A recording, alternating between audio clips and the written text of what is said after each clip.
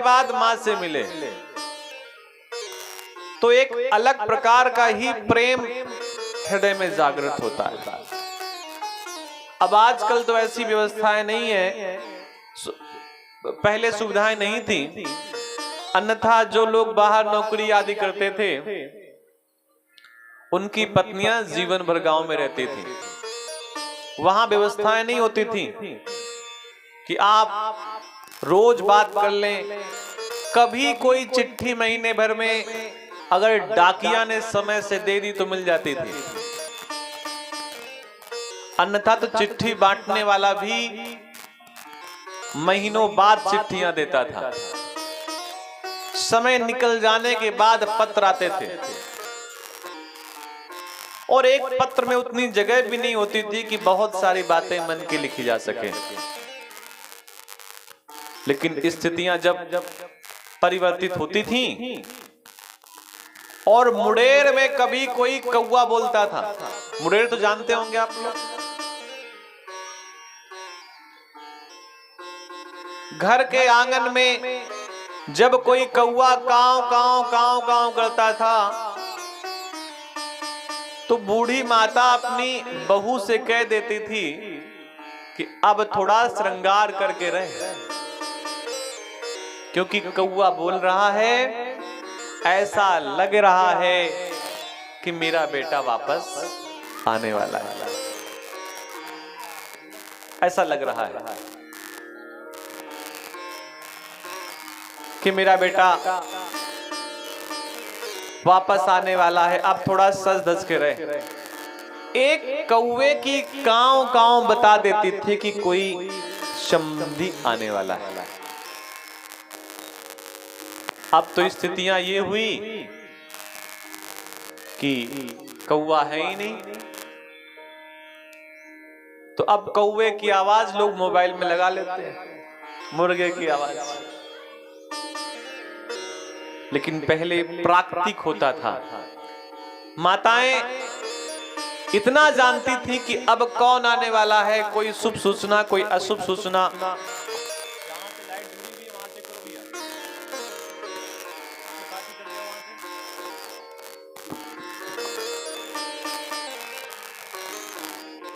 तो उस समय जब लंबे समय बाद किसी भी व्यक्ति की किसी दूसरे व्यक्ति से मिलन होता था, मिलना होता था, जुड़ना होता था, तो उस समय का जो स्नेह होता है वो शब्दों में बयान नहीं किया जा सकता। पूरा दिन गाय जब खेतों में चरती है, सांझ को जब वो अपने घर पे वापस आती है और उसका बछड़ा जब बड़े प्रेम से, या उसका बछड़ी बड़े प्रेम से जब रंभाते हुए दुलार के साथ अपनी मां के पास पहुंचती है, तो दोनों का प्रेम देखने के योग्य होता है। आप इसको आज की भाषा में से समझें जैसे जेठ का महीना हो और किसी माँ का 5 साल का बच्चा पढ़ने गया हो और वो जब दोपहर में 2-3 बजे आता है तो माँ और बेटे एक दूसरे को देख करके बड़े प्रसन्नचित, बड़े प्रफुल्लित, और उस स्थिति में जो हृदय में प्रेम जागृत होता है उसकी कल्पना करना बहुत ही कठिन है। वही स्थिति प्रभु राम और महादेव की है। शिव ने देखा कि राम दिख रहे हैं, प्रभु राम दिख रहे हैं, लेकिन महादेव प्रभु राम के पास नहीं जा सकते, क्योंकि प्रभु राम लीला में लगे हुए हैं और सामने से अगर महादेव पहुंच गए लीला में तो लीला बिगड़ जाएगी। तो लीला को लीला ही रहने दें, लेकिन अपने मन के भाव कैसे प्रकट करें। उसी समय भरी लोचन छवि सिंधु निहारी, कुसुमय जानी न कीन चिन्हारी। समय ठीक नहीं, इसलिए चिन्हारी नहीं की, अपने बारे में बताया नहीं, सीधे जाकर के अपना परिचय नहीं दिया, चुपके से छुप करके रहे। लेकिन प्रभु को प्रणाम ना करें ये भी ठीक बात नहीं है। जय सच्चिदानंद जग पावन, अस कहीं चले मनोज न सावन। महादेव ने जय सच्चिदानंद ऐसा कह करके प्रभु राम को प्रणाम किया। और जब ये स्थिति हुई उस समय माता सीता प्रभु राम के साथ नहीं थी और प्रभु राम विलाप कर रहे थे। जहां से लाइट जोड़ी है वहां का तार ठीक करके आओ, नहीं जुड़ा है, देखो बाबा का जुड़ा है, यहां से नहीं भैया, प्रभु परमात्मा जहां वहां कनेक्शन दिया हुआ है वहां जाओ, बंदा लेके जाओ, यहां से जुड़ेगा।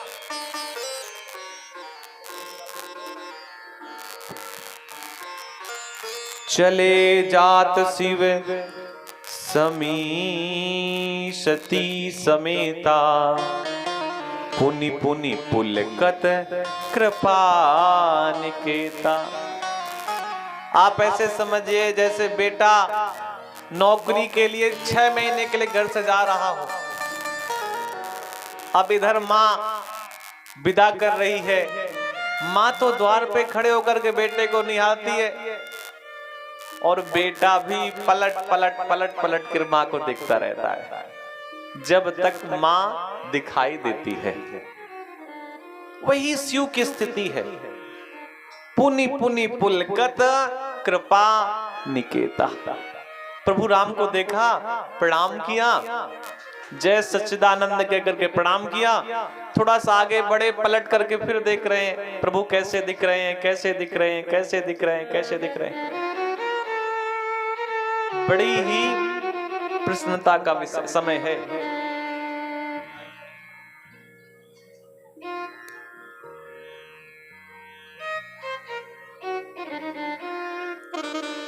सती सुदशा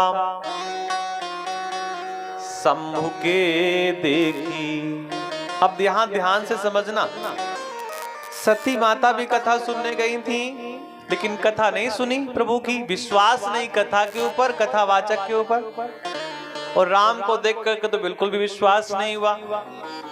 अब तो माता सती ने जब अपने पति की स्थिति देखी, उर उपजा संदेह विसेखी। रात के समय आप जा रहे हो और किसी ने बता दिया हो कि इस बरगद के पेड़ में भूत रहते हैं, पहले से पता हो, और रात में अंधेरा हो और अंधेरे में उसी बरगद के पेड़ में कोई बंदर बैठा हो और अचानक वो छलांग लगा कर दूसरी डाल में आ जाए तो बरगद की डाली तो हिलेगी, लेकिन पहले से पता है कि यहाँ पर भूत है। और भूत किस बात का? संदेह का भूत। तो व्यक्ति उसी स्थिति में डर जाता है। उर उपजा संदेह विसेखी। संदेह इस बात का है, शंकर जगत बंद जगदीशा। शिव कौन है? जगत बंद जगदीशा। महादेव भैया जगदीशा है और सुर नर मुन सब नावई सीसा। महादेव को सभी शीश नवाते हैं।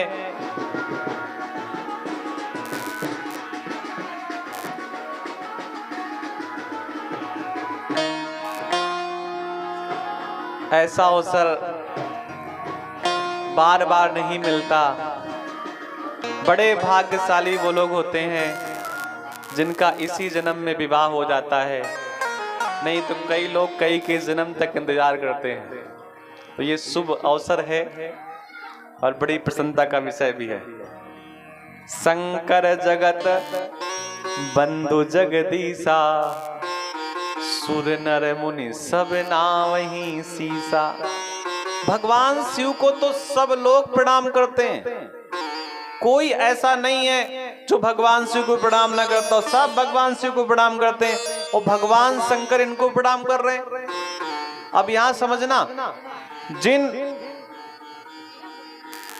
शिव को प्रणाम, जिन को शिव जी प्रणाम कर रहे हैं, वो वनवासी राम की स्थिति है। वो मन में संदेह उत्पन्न हो गया कि शिव जी को तो सब प्रणाम करते हैं, ये भैया क्यों प्रणाम कर रहे हैं। अच्छा, जब संदेह हुआ तो भगवान शिव ने बार बार समझाने का प्रयास किया। ब्रह्म है जो व्यापक बिरज अज, अकल अनीह अभेद, सो की देह धरि होई नर, जाहि न जानत वेद। वेद भी जिनको नहीं पहचान पाते वो यही है। और भगवान शिव ने ये भी समझाया कि देवी जिनकी अभी अभी हम लोग कथा सुन करके आ रहे हैं ना, ये वही है। लेकिन माता सती को किसी प्रकार से विश्वास नहीं हो रहा है।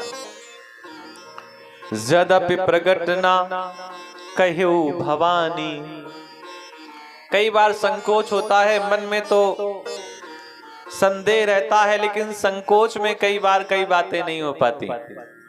माता सती संकोच में नहीं कह रही कि मैं परीक्षा लेना चाहती हूं, लेकिन विश्वास है कि ठीक नहीं है ये। हर अंतर्यामी सब जानी, भगवान शिव सारी बात जान गए माता सती की। बार बार समझाया, जा सु कथा, जो कथा भी आप सुन करके आई ना, कुंभज ऋषि गाई, जो कुंभज ऋषि ने कथा सुनाई है ये वही है। और जिनको मैंने जिनकी भक्ति दी वो यही है। भक्ति किसकी दी? राम की। तो ये कौन है? वही राम है, ये प्रभु राम है। लागन उर उपदेश यद्यपि कह्यो शिव बार बहु, बोले बिह सुमहेशु हरि माया बलु जान जिए। बार बार समझाया महादेव ने सती को, लेकिन सती माता समझने के लिए तैयार नहीं है। ये कथा एक परिचय देती है कि अपने पति के, अपने स्वामी के कहे हुए शब्दों को जो बार बार कहने के बाद भी नहीं मानते, उनका पारिवारिक जीवन थोड़ा सा अव्यवस्थित रहता है। ये कथा इसीलिए है कि अगर आप बार बार समझाने के बाद भी किसी बात को समझने के लिए तैयार नहीं है, सुनने के लिए तैयार नहीं है, तो स्थिति वही हो सकती है जो सती माता की हुई। भगवान शिव ने कहा, देवी अगर तुम्हारे मन में संदेह है, जो तुम्हारे मन अति संदेह हो, तो किन जाई परे छाले हो। अगर तुम्हारे मन में ये अनेक प्रकार का संदेह उत्पन्न हो रहा है ना, तो देवी जाकर के परीक्षा ले लो। अब ध्यान रखिए, सती माता से भगवान शिव परीक्षा के लिए कह रहे हैं। परीक्षा लेने वाला हमेशा विद्यार्थी से बड़ा होता है, और परीक्षा व्यक्ति को तभी लेनी चाहिए जब जिसकी आप परीक्षा ले रहे हैं उससे आप श्रेष्ठ हो। और ईश्वर की, परमात्मा की तो कभी परीक्षा लेनी ही नहीं चाहिए। और जिसने जिसने ईश्वर की, परमात्मा की परीक्षा ली या परमात्मा के किसी विशेष भक्त की परीक्षा ली, समझिए जीवन में संकट आ जाता है। इसलिए परमात्मा की बार बार परीक्षा नहीं लेनी चाहिए। एक बार प्रभु राम माता सीता के साथ बैठे थे, और प्रभु राम के मन में पता नहीं क्या विचार आया, तो प्रभु राम ने ढेर सारे फूल तोड़े। जंगल की लीला थी, वनवास के समय की। और माता सीता को आगे बैठाला, पीछे आप ऊंचे आसन पर बैठ गए और माता सीता के सर में सुंदर सुंदर बालों में फूल लगाने लगे, उनकी चोटी बांध रहे। प्रभु की लीला है, कुछ भी कर सकते। और एक घटना और घटी थी कि जब प्रभु राम का जन्म हुआ तो दशरथ जी प्रभु राम को लेकर के स्वर्ग में गए। और जब दशरथ जी प्रभु राम को लेकर के स्वर्ग में गए तो वहां पर देवराज इंद्र आदि कई लोगों ने प्रभु राम की वंदना की, क्योंकि वो जानते थे भगवान है ये। वहीं पर इंद्र का बेटा जयंत भी बैठा था, तो जयंत की किसी ने प्रणाम कुछ वगैरह किया नहीं। तो जयंत के मन में भाव जगा, मेरी और इनकी जो दशरथ के पुत्र हैं इनकी उम्र एक जैसी है, हमें कोई नहीं प्रणाम कर रहा, इन्हें सभी प्रणाम कर रहे हैं। उस समय मन में संदेह हुआ कि जब भी मौका मिलेगा मैं परीक्षा लूंगा। अब आज जब प्रभु राम माता सीता के बालों को ठीक कर रहे हैं, बालों में पुष्प लगा रहे हैं, तो जयंत ने जाकर के जयंत ने भगवान की परीक्षा लेने का मन में विचार किया। और बहुत ध्यान से सुनना, जैसे ही परीक्षा लेने का मन में विचार किया तो देवताओं के पुत्र से परिवर्तित होकर के कौवा बन गया।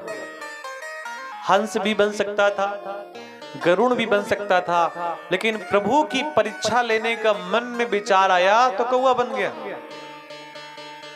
कौवा बन करके माता सीता के पैरों में चोंच मार दिया।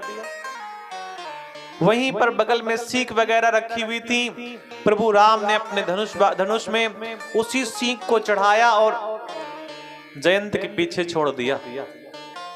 अब जयंत दौड़ता दौड़ता अपने पिता के पास गया, इंद्र के पास, और जैसे ही इंद्र को मालूम पड़ा कि ये बाण प्रभु राम का है, इंद्र ने अपने घर से भगा दिया, स्वर्ग से बाहर कर दिया कि राम के द्रोही को कोई आश्रय नहीं दे सकता। बड़े लोगों के बच्चों के संबंध बड़े बड़े लोगों से होते हैं।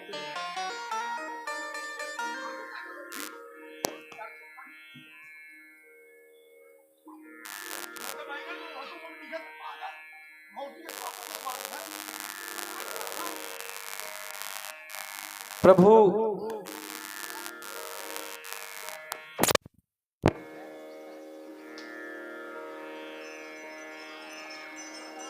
राम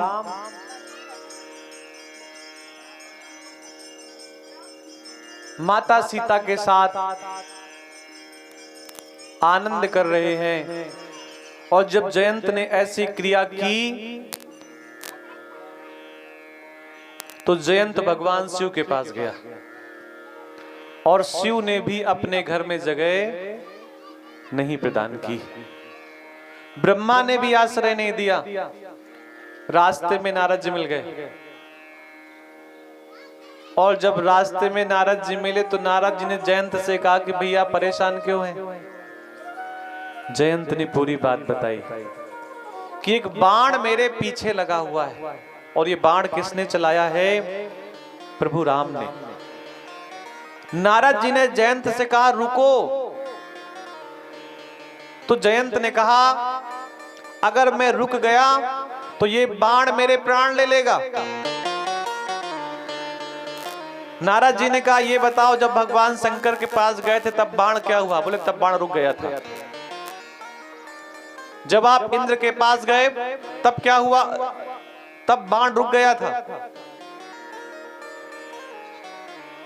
प्रभु राम की ओर इशारा करते हुए कहा नारद जी ने जयंत को कि आप वहीं जाओ जिनका आपने अपराध किया है।